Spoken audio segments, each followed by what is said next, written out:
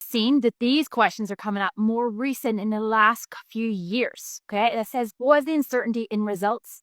You might think my teacher never told me that. To be honest, they probably didn't, because it never really came up before.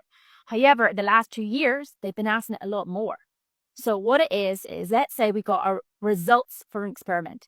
So let's say for this experiment, I measure the time for a ball to fall.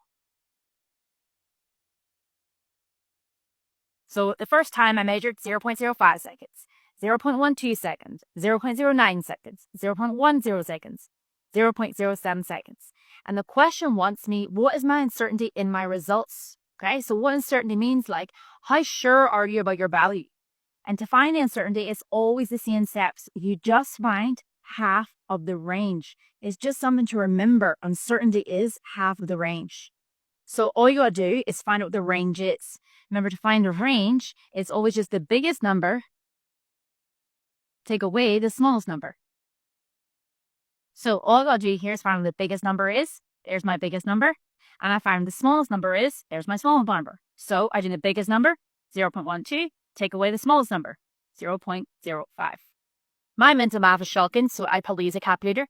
But I'm assuming it's going to be 0.07, but anyway, 0.12, take away 0.05, it's going to end up with 0.07. So my uncertainty is half of my range. There's my range. I just have to do half of it now. So we just divide it by 2 in our calculator, and we get that uncertainty is 0.035. So what that means is, that's my final answer. What that means is my values are either 0.035 all too high or 0.035 all too low.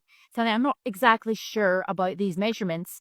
They're not exactly that number. They're either all too high by this much or too low by this much. So that's my final answer, half of the range.